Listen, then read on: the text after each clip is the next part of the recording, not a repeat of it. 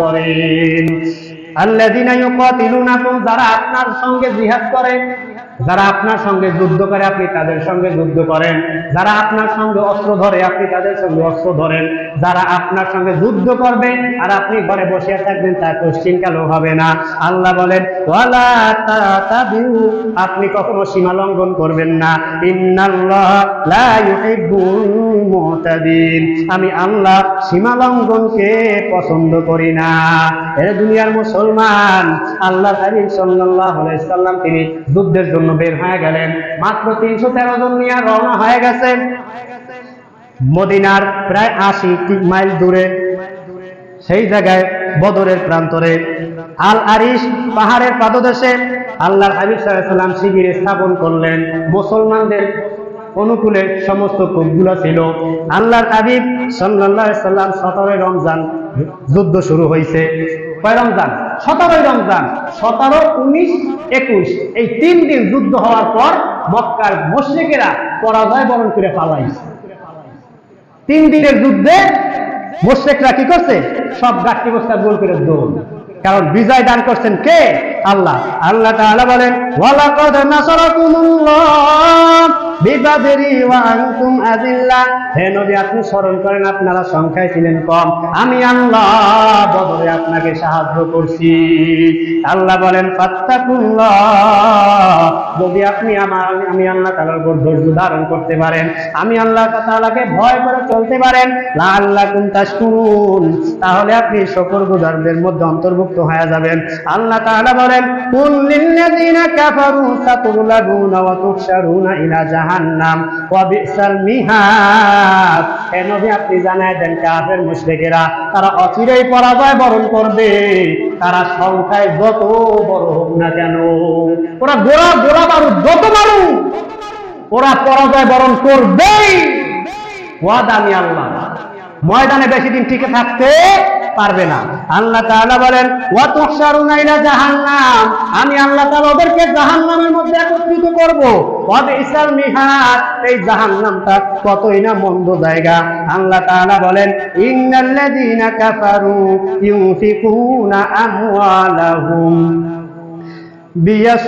লিয়াসুদ্দু আন সাবিলিল্লাহ فسينفقونها ثم تكون عليهم حسرة ثم يغلبون والذين كفروا إلى جهنم يحشرون। আল্লাহ তাআলা বলেন ইন্নাল্লাযীনা কাফারু, নিশ্চয়ই যারা কাফের, ইউনফিকুনা আমওয়ালাহুম, তারা তাদের ধন সম্পদ সব ব্যয় করিয়া দেয়, লিয়াসুদ্দুনা আন সাবিলিল্লাহ, আমি আল্লাহর রাস্তা থেকে মানুষদেরকে ফিরাইবার জন্য। কি করে? যারা কাফের, যারা মুশরিক, তারা যারা আল্লাহর রাস্তায় থাকে তাদেরকে ফিরাইবার জন্য অর্থ সম্পদ ব্যয় করে। দুনিয়াতে এখন আর হয় না, এই আর কি হয় না, এখন আর হয় না, এখন সবাই আল্লাহর রাস্তায় ব্যয় করে। ইসলাম প্রতিষ্ঠার জন্য এখন শুধু টাকা পয়সা সব খরচ করে, বিপক্ষে কেউ টাকা পয়সা খরচ করে না, লাভ আছে। আল্লাহ তাআলা বলেন ওয়াল্লাযীনা কাফারু ইউনফিকুনা আমওয়ালাহুম, নিশ্চয়ই যারা কাফের তারা তাদের ধন সম্পদ সব ব্যয় করে, লিয়াসুদ্দুনা আন সাবিলিল্লাহ, আল্লাহর রাস্তা থেকে মানুষদেরকে ফিরাইবার জন্য। যত কোটি টাকা লাগুক সে আর আমার চাই, ইসলাম থাকতে পারবে না দুনিয়ায়, হক কোশ্চিন কালো পৃথিবীতে থাকতে পারবে না, বাতিল প্রতিষ্ঠিত করাই লাগবে। একটা জ্যাম নেই, ও টাকা যা লাগুক সব দেবো, অস্ত্র শস্ত্র যা লাগে সব দেবো, তারপরও বাতিলকে প্রতিষ্ঠা করা লাগবে। হক যেমন থাকতে পারবে না দুনিয়াতে, এই পক্ষে টাকা ব্যয় করে। আল্লাহ তাআলা বলেন ফাসায়ুনফিকুনাহা, তারা টাকা পয়সা সব ব্যয় করতেই থাকে, ব্যয় করতেই থাকে। সুম্মা তাকুনু আলাইহিম হাসরাতান, এবং তারা ব্যয় করতে করতে এক সময় আফসোস করে, করলামটা কি, সব শেষ, করলামটা কি, সব শেষ। আল্লাহ তাআলা বলেন সুম্মা ইউগলাবুন, অতঃপর তারা পরাজিত হয়ে যায়, টাকা পয়সা সব খুয়াইয়া, তারপর দেখা যায় শেয়ারও গেছে, টাকাও গেছে, আর কোনো কাজ হয় না। এত চেষ্টা করলাম গদি রাখার জন্য, এত মানুষকে মারলাম, এত টাকা পয়সা খরচ করলাম, এখন দেখি টাকাও নাই, পয়সাও নাই, গদিও নাই, সব গেছে।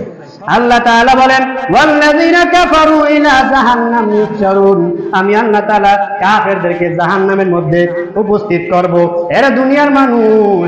আল্লাহর হাবিব সাল্লাল্লাহু আলাইহি সাল্লামের সাহাবী আব্দুল্লাহ ইবনে আব্বাস রাদিয়াল্লাহু তাআলা আনহু বলেন, বদরের যুদ্ধে যখন পরাজয় বরণ করল এই মক্কার মুশরিকরা, তখন তারা সবকিছু হারাইয়া, টাকা পয়সা, পিতামাতা, স্ত্রী পুত্র সবকিছু হারাইয়া নিঃস্ব হইয়া এবার যাইয়া নেতার কাছে যাই উঠছে। আবু সুফিয়ান, নেতাকে না, আবু সুফিয়ান নেতার কাছে গিয়া বলে, এই নেতা, আপনার দল আপনার চেয়ার টিকায় রাখার জন্য আমরা আপনার পক্ষ নিয়ে যুদ্ধ করছি, আমার সন্তান হারাইলাম, পিতা হারাইলাম, ধন সম্পদ সব নষ্ট করিয়া দিলাম, আপনাকে টিকায় রাখার জন্য আপনার পক্ষ নিয়ে আমরা যুদ্ধ করছি, আমরা তো সব নিঃস্ব হয়ে গেলাম।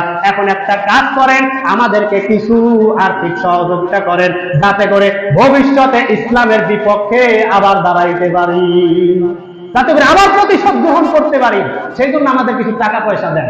তখন আবু সুফিয়ান কি করলো, তারা সব মানুষগুলাকে অসংখ্য পরিমাণ আবার টাকা পয়সা দিল, নাও আবার শক্তি সঞ্চয় করো, যা কিছু প্রয়োজন সব আবার নিয়ে আসো। আল্লাহ তাআলা বলেন, হে নবী, ওরা টাকা পয়সা আপনি আল্লাহ তাআলা আগেই তার হাবিবকে জানাই দিলেন, হে নবী, কাফের মুশরিকরা সবাই তাদের ধন সম্পদ আমি আল্লাহর রাস্তা থেকে মানুষদেরকে সরাইবার জন্য একত্রবদ্ধ হয়ে গেছে, তারা বাতিল প্রতিষ্ঠিত করার জন্য ধন সম্পদ সব ব্যয় করার জন্য প্রস্তুত হয়ে গেছে। হে নবী, আপনি জানিয়ে রাখেন, ওরা কোশ্চিন কালেও বিজয় অর্জন করতে পারবে না, ওরা পরাজয় বরণ করবে। এমন করে ধন সম্পদ সব হারাইয়া তখন আফসোস করবে, আহারে, এমনি তো পরাজয়ের গ্লানি, হারিয়ে গেছে, একটা দুঃখ আছে না, কত টাকা খরচ করলাম, হইতে পারলাম না, বুঝেন নাই, কত টাকা খরচ করলাম, হইতে পারলাম না, বিজয় অর্জন করতে পারলাম না, একটা দুঃখ আছে না। আবার টাকা পয়সা সব নষ্ট হয়ে গেল, এখন তো কিছু নাই, খোলা হইবা। এই দুইটা একত্রে তাদের অন্তরের মধ্যে ঢুকবে, কষ্ট, পীড়া।